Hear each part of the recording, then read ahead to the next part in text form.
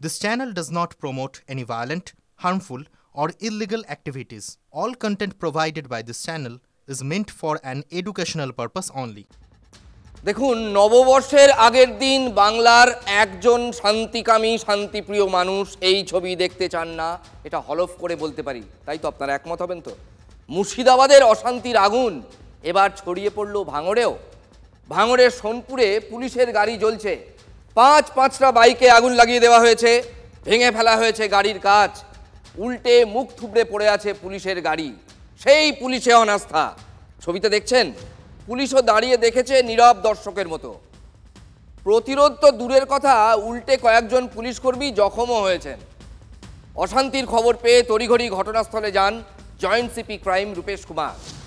পুলিশের ওপর হামলা চালালো কারা, কেন এক্ষেত্রেও টার্গেট করা হলো সেই পুলিশ বাহিনীকেই? রাজনীতির চাপানুতোর তুঙ্গে। বাংলার এই নেগেটিভ ছবিটা তুলে ধরে শকুনের রাজনীতি করছে, এটা হচ্ছেটা কি?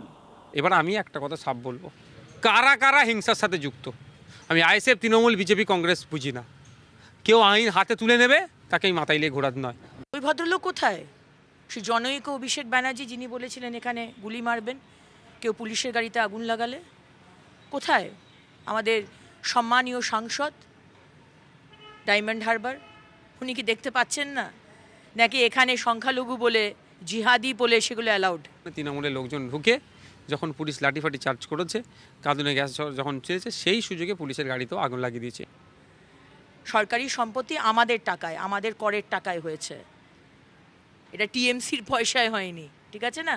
কার রাস্তা আটকাচ্ছেন, কার বাসে আগুন দিচ্ছেন, এটা তো পরিষ্কার বুঝতে পারছে যে এই বিরোধীগুলো সব একই। যেটা ছোটবেলা এসএফআই, সেটা বড় হলে আইএসএফ। ওই আইএসএফ, এসএফআই এসব মিলে ঝুলে এক হয়ে গন্ডগোল করো। এই মুহূর্তে আমার মনে হয় সারা পশ্চিমবঙ্গে সেন্ট্রাল ফোর্স থাকা দরকার। চাপকে সোজা করে দেবে, চাপকে পিঠের চামড়া তুলে দেবে, সে যেই হোক না কেন, যে ল অ্যান্ড অর্ডার নিয়ে খেলা করবে।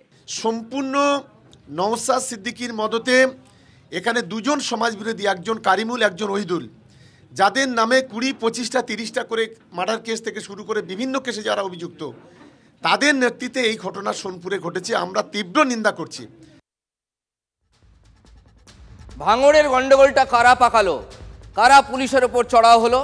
নওশাদ বাহিনী মানে আইএসএফ, নাকি শাসকেরই লোকজন, যেমন নওশাদ অভিযোগ করছিলেন? দেখুন, এটা পুলিশই ভালো বলতে পারবে তদন্তে, কিন্তু গোটা ঘটনাটাই পূর্ব পরিকল্পিত, এটা একবারে পরিষ্কার। তার যুক্তিও দেব। অশান্তি পাকানোর আগে ঠান্ডা মাথায় প্ল্যান করে সিসিটিভি ভাঙা হয়েছে। ওই যে রাস্তায় ল্যাম্পপোস্টে দেখেন না, অনেক উঁচুতে সিসিটিভি, এবং সেগুলো অনেক উঁচুতে থাকে। সেই ছবি দেখাচ্ছি আপনাদের। সিসিটিভি কারা ভাঙে বলুন তো? কখন ভাঙার প্রয়োজন পড়ে? যখন দুষ্কর্ম যারা করছে, পরে যাতে তারা ধরা না পড়ে, তাই তো?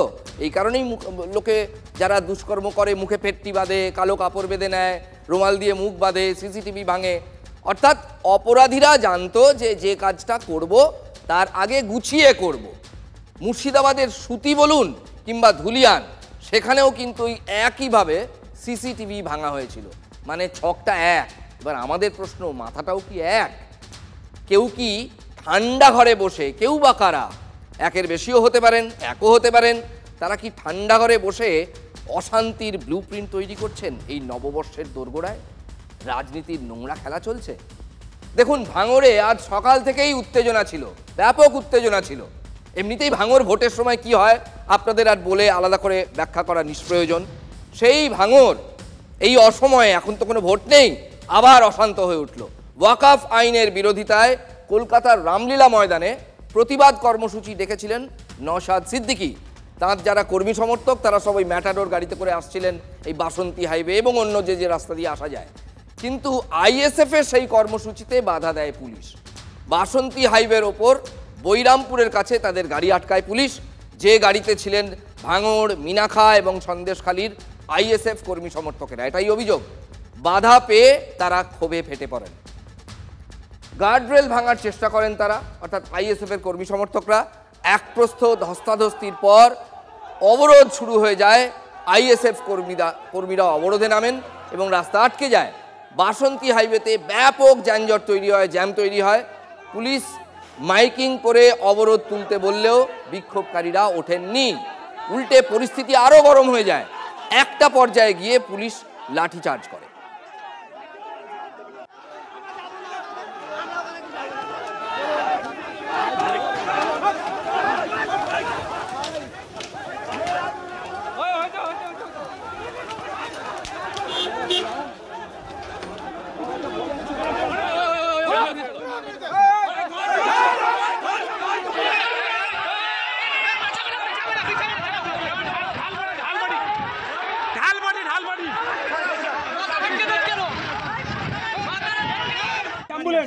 আরে না, 4 চাকা বলো না, 4 চাকা বলো, 4 চাকা বলো। আরে তাড়াতাড়ি বলো না, পুলিশগুলো দাঁড়িয়ে রয়েছে এখানে। আমরা যাচ্ছিলাম, হঠাৎ এখানে পুলিশ আটকে দিয়ে বলছে এখানে পারমিশন নেই, করতে পারবে না। আমরা নেতারা আসছে, অন্য জায়গায় আসছে, সেখানে যাবো। আমরা সেখানে যাবো, আমাদের উদ্দেশ্য আমাদের ওখানে হবার কথা, সেখানেই যাবো। ভাঙড়ের পোলেরহাট এবং ভোজেরহাটে ঠিক এইভাবেই দফায় দফায় উত্তেজনা তৈরি হয়েছিল। তার জেরেই কি পুলিশকে টার্গেট করা হলো শেষ পর্যন্ত, নাকি আইএসএফ এর ঘাড়ে অশান্তির দায় চাপাতে বিকেলে সোনপুরে পুলিশের গাড়ি পোড়ালো অন্য কোনো শক্তি? দেখুন, ঠোঁট কাটা, এদিক ওদিক সব দিক বিবেচনা করি এবং প্রশ্ন এলেই সেই প্রশ্ন আপনাদের সামনে তুলে ধরি। কিছুই মুখে আটকায় না, এটাই আমার কাজ। যা মনে আসে ঠোঁট কাটা ঠিক তাই বলে। কিন্তু ওয়াকাফের বিরোধিতায় মিছিলে পুলিশ বাধা দিল কেন? মানে এই মিছিলে প্রতিবাদী দলটির নাম আইএসএফ বলেই কি এই প্রশ্নটা উঠছে? আইএসএফের মুসলিম আর অন্য মুসলিম কি আলাদা?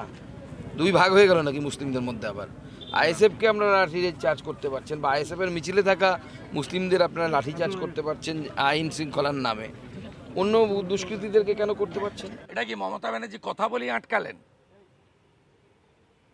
আমরা বিয়ে কমিটিতে যাই না, নৌশদ ভাই যায়। তিনি 1-to-1 মিটিং করেছেন নবান্নতে। এটা তো হওয়ার কথা ছিল না, এটা হওয়ার কথা ছিল না। ফিশ ফ্রাই খাওয়ার পরে তো এটা হওয়া উচিত নয়। তাহলে কথা বলেই হয়েছে।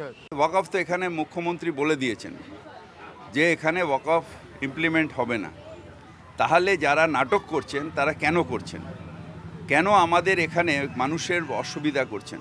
কেন্দ্রীয় সরকার গাজওয়ারি করে বিলটা এনেছে, আইএসএফ দিল্লি গিয়ে অভিযান করুক, নওশাদ সিদ্দিকী তার লোকদের নিয়ে দিল্লি গিয়ে অভিযান করুক। বাংলায় তো ওই বিলটা, ওই খারাপ দিকগুলো বাংলায় ইমপ্লিমেন্টেড হবে না, এটা তো মমতা ব্যানার্জি পরিষ্কার বলে দিয়েছেন। তারপর কাকে ডিস্টার্ব করছেন?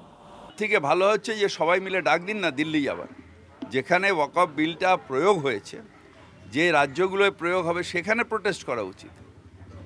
এখানে কিসের জন্য? শাসকের এই অবস্থান থেকেই কি নওশাদের দলকে পুলিশের বাধার মুখে পড়তে হলো, মানে মিছিল এবং এই কলকাতার রামলীলা ময়দানে এসে সভা করার ক্ষেত্রে? কিন্তু এই নীতি কি সবার জন্য? তাহলে রোজ এত ওয়াকফ প্রতিবাদ মিছিল হচ্ছে কি করে? জেলায় জেলায় তো হচ্ছে, আমরা তো দেখাচ্ছি। আজকের একটা ছবি দেখাবো, দেখুন হুগলি জেলার আরামবাগে, সেখানেও এই সংশোধিত ওয়াকফ আইন বিরোধী মিছিল হয়েছে। পুলিশ ছিল, পুলিশ একটিবারের জন্য সেখানে বাধা দেয়নি। দেখুন,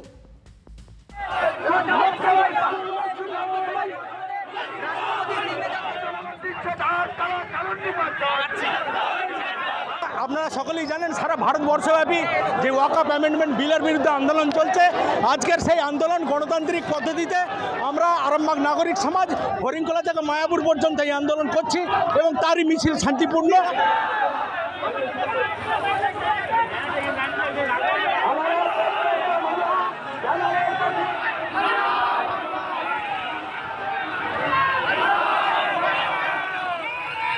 আল্লাহর নামে ওয়াকফ করে গেছেন যারা যারা পূর্বপুরুষ, তারা কিন্তু মাইনরিটি সম্প্রদায়, তারা কিন্তু আল্লাহর নামে করে গেছেন। এই সম্পত্তির উপরে বিজেপি সরকার কিন্তু হস্তক্ষেপ করতে চাইছে। মোদী সরকারকে এই বিল ফিরিয়ে নিতে হবে এবং সমাজের মধ্যে সম্প্রীতি বজায় রাখতে হবে।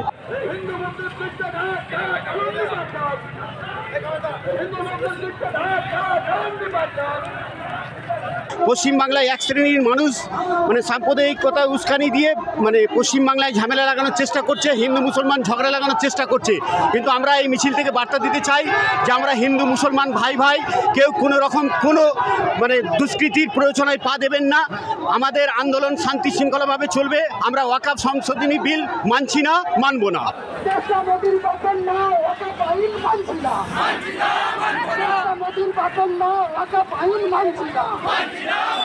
মুর্শিদাবাদ যেগুলো অবশ্যই দুর্ভাগ্যজনক ঘটনা এবং এর প্রকৃত যাচ করলে প্রকৃত যাদের ধরা পড়বে তাদের কঠোর শাস্তি হওয়া উচিত।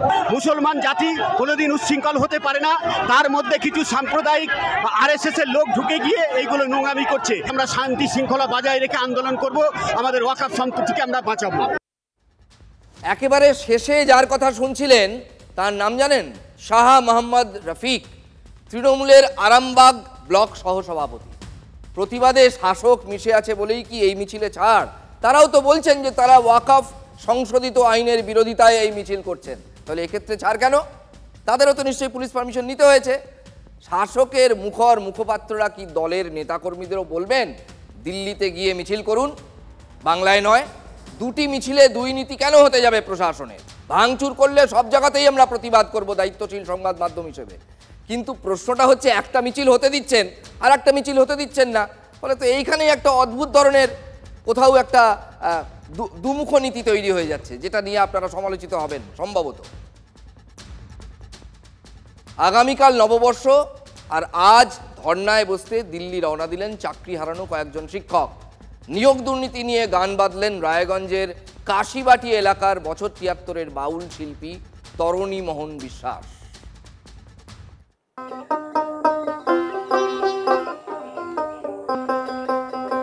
এমন আজব কাণ্ড লন্ড ভণ্ড আগে দেখি নাই,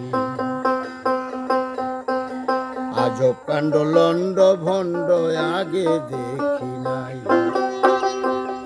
ওই যে ২৬,০০০ চাকরি গেল, ওরে ২৬,০০০।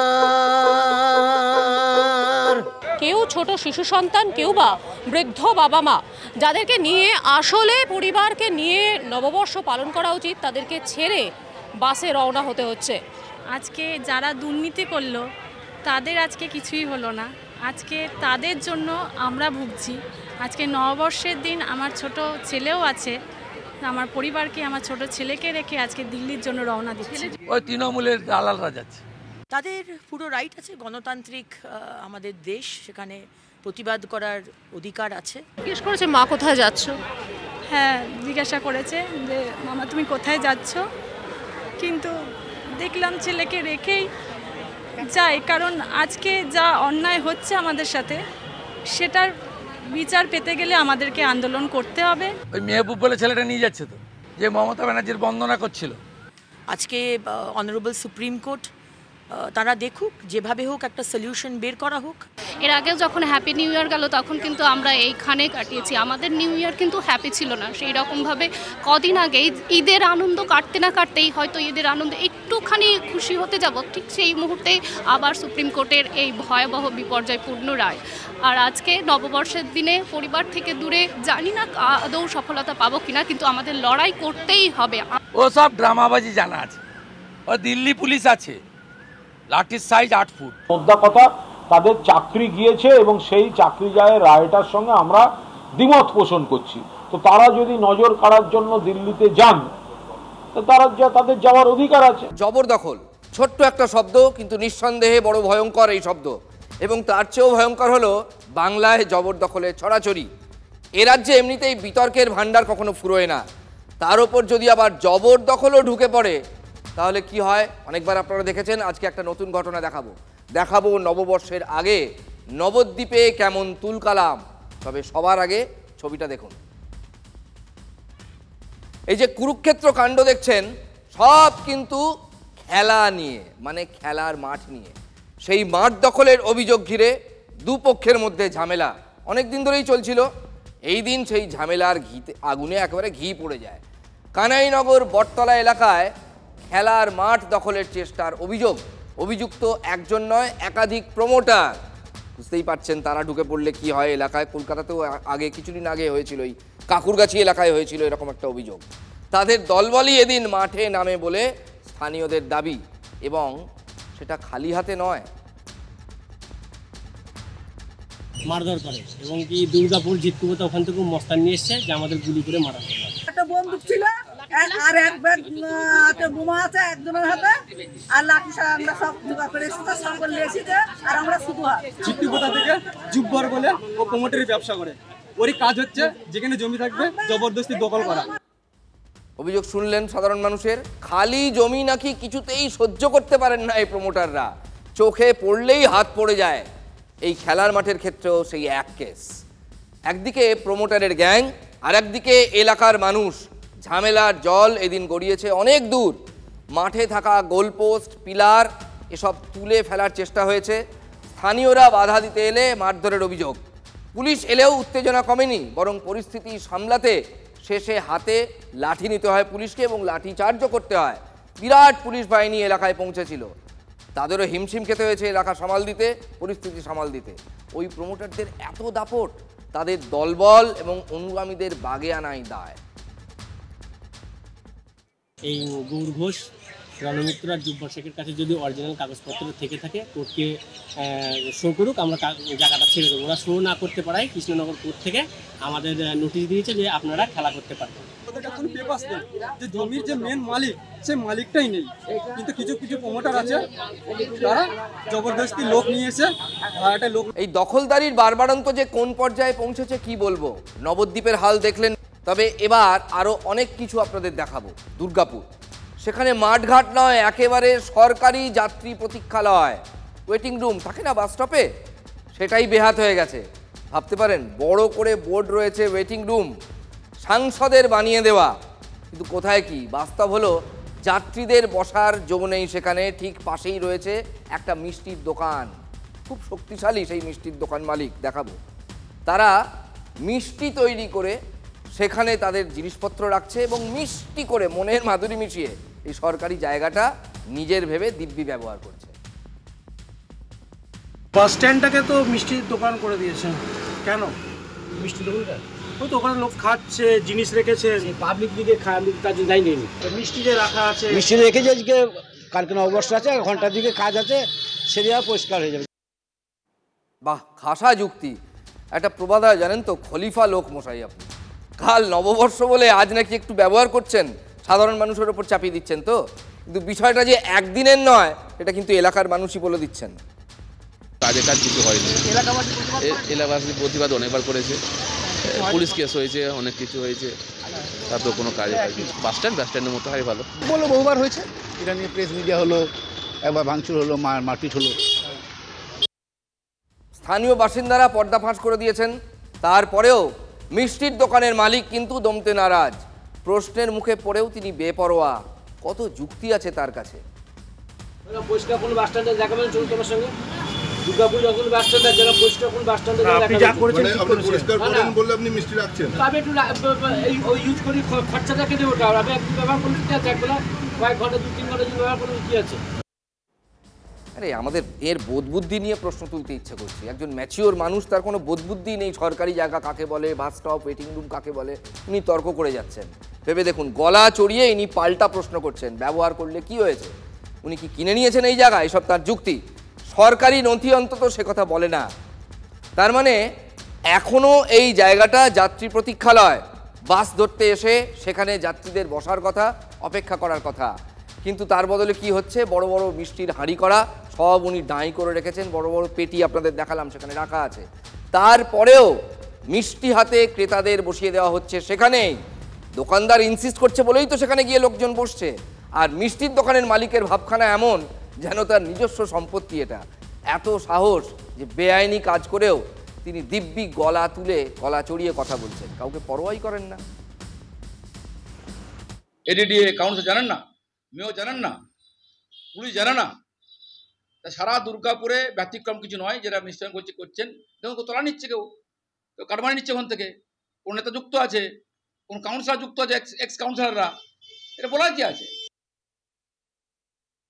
দেখুন আমাদের নজরে আসেনি এটা, তো আমরা আমাদের কর্পোরেশনের সাথে এবং আমাদের এডিডি এর সাথেও কথা বলছি যে কেন এটা হয়েছে, এবং প্রশাসনকেও আমরা মানে বিষয়টা জানাচ্ছি। এটা তো পুরোপুরি অন্যায়, যেটা মানুষের জায়গা সেটা কেন এইভাবে দখল হবে।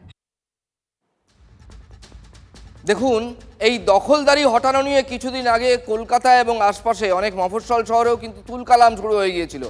মুখ্যমন্ত্রী মমতা বন্দ্যোপাধ্যায় হঠাৎই তার কিছু খবরের ভিত্তিতে তাকে লোকজন জানিয়েছিলেন, হয়তো দলের কিংবা প্রশাসনের লোকজন, যে বহু সরকারি জায়গা এবং জমি দখল হয়ে যাচ্ছে এবং এক শ্রেণীর বেআইনি হকার যেখানে সেখানে বসে পড়ছে। এটা কন্ট্রোল করার চেষ্টা হয়েছিল, বুলডোজার নেমেছিল, তারপর কিন্তু আমরা সেই ব্যাপারটা, সেই বিতর্ক একেবারে থিতিয়ে যায়। এই যে ছবিটা আজকে দেখাচ্ছি, এটা জেলা শহরে এমন একটা জায়গা দুর্গাপুর, এবং সেখানে মানুষ যাত্রী প্রতীক্ষালয়, সেখানে বাসের জন্য মানুষ ওয়েট করেন। একজন মিষ্টি বিক্রেতা এই জায়গাটা এতদিন ধরে দখল করে রেখে দিয়েছেন, কিন্তু প্রশাসন জানে না, অথচ আমাদের চ্যানেলের নজর কিন্তু সেখানে পড়ে গিয়েছে। ঠোটকাটা আজ এ পর্যন্তই।